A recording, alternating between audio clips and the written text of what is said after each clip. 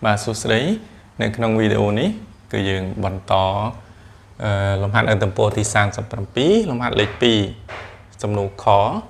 បាទសំណួរគេឲ្យយើងគណនាផ្ទៃកន្លះនៃរូបខាងក្រោមបាទអញ្ចឹងរូប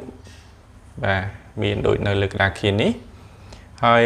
រង្វាស់ប្រវែងគេប្រាប់ហើយនេះប្រវែងជ្រុងនេះស្មើនឹង 11.6 ម៉ែត្រហើយកម្ពស់របស់ត្រីកោណមួយនឹងគឺ10ម៉ែត្រអញ្ចឹងបងត្រូវមើលរូបនេះឲ្យយល់ណាបងបាទរូបនេះបាទវាគុំឡើងដោយត្រីកោណប៉ុនគ្នាចំនួនប៉ុន្មានត្រីកោណបងយើងរាប់មើលណា1 2 3 4 5 6 6ត្រីកោណនេះគឺប៉ុនគ្នាទាំងអស់តើនេះបងបាទអញ្ចឹងបើសិនជាយើងចង់រកកាឡាផ្ទៃនៃរូបទាំងមូលនេះ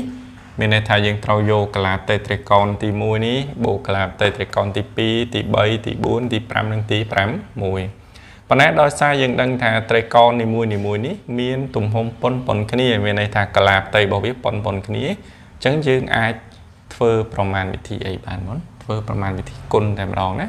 ដោយសារទំហំរបស់ត្រីកោណនេះប៉ុនគ្នាអញ្ចឹងត្រីកោណទាំងអស់មានប្រមាណមាន6ត្រីកោណអញ្ចឹងបើសិនយើងរកកាឡាផ្ទៃនៃត្រីកោណមួយនេះឃើញយើងគ្រាន់តែយកកាឡាផ្ទៃហ្នឹងទៅគុណនឹង6គឺយើងនឹងឃើញកាឡាផ្ទៃនៃរូបទាំងមូលនេះហើយតោះនេះបងយើងធ្វើប្រមាណទីគុណបានដោយសារអីដោយសារត្រីកោណនីមួយមានទំហំប៉ុនគ្នាបើត្រីកោណទំហំខុសគ្នាយើងអាចគុណបាននេះគឺយើងត្រូវបូកបន្តគ្នាតោះនេះបងតែក្នុងលេនដោយសារត្រីកោណយើងប៉ុនគ្នាអញ្ចឹងយើងមិនបាច់ចាំឡើងអង្គុយបូក6ដងទេគឺយើងធ្វើប្រមាណទីគុណនឹង6តែម្ដងណាបាទអញ្ចឹងយើងទៅរកកាឡាផ្ទៃទាំងអស់គ្នាអញ្ចឹងក្នុងកន្លែងនេះយើងមើលអាត្រីកោណតូចមួយនេះគេប្រាប់បំរាំអស់ហើយបងណាគេប្រាប់នេះ 11.6 ម៉ែត្រនេះគឺជាបាតរបស់ត្រីកោណហើយកម្ពស់របស់ត្រីកោណគឺមានប្រវែង10ម៉ែត្របាទអញ្ចឹងយើងអីគេបងបាទគេនេះកាឡាផ្ទៃនៃរូបណាបាទអញ្ចឹងយើងដំបូងរកអីគេបងរកផ្ទៃក្រឡានៃត្រីកោណនីមួយបាទខ្ញុំប្រាប់ពាក្យនីមួយទៅបាទអញ្ចឹងមានន័យថារូបរបស់យើងនេះវាផ្គុំឡើងដោយត្រីកោណ6ប៉ុនគ្នាអញ្ចឹងយើងរកកាឡាផ្ទៃនៃត្រីកោណនីមួយអញ្ចឹងមានន័យថាកាឡាផ្ទៃត្រីកោណនេះដូចគ្នាទាំងអស់អញ្ចឹងយើងលើកយកនេះមករួមមកអញ្ចឹងកាឡាផ្ទៃត្រីកោណនោះគឺបាននេះគេបង A ស្មើនឹងគេបង A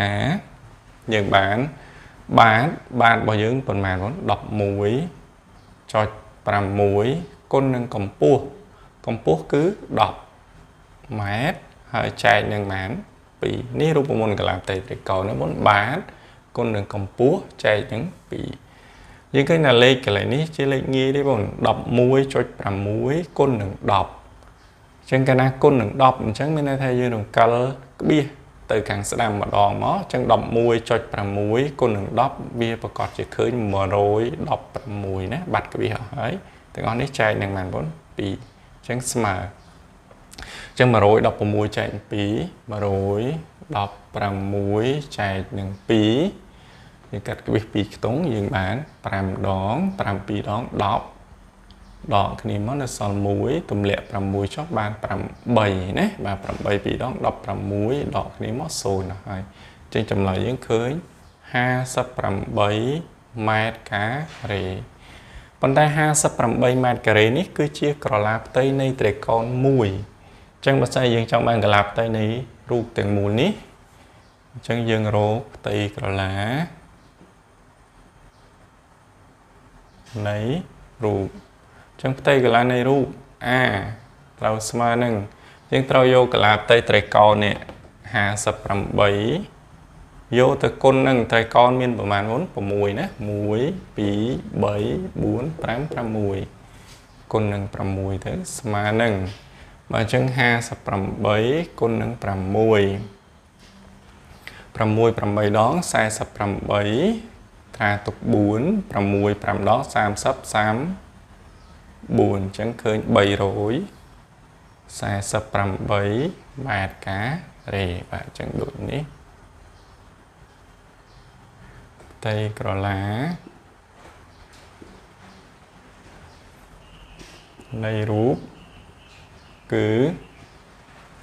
348 ម៉ែត្រការ៉េបាទអរគុណច្រើន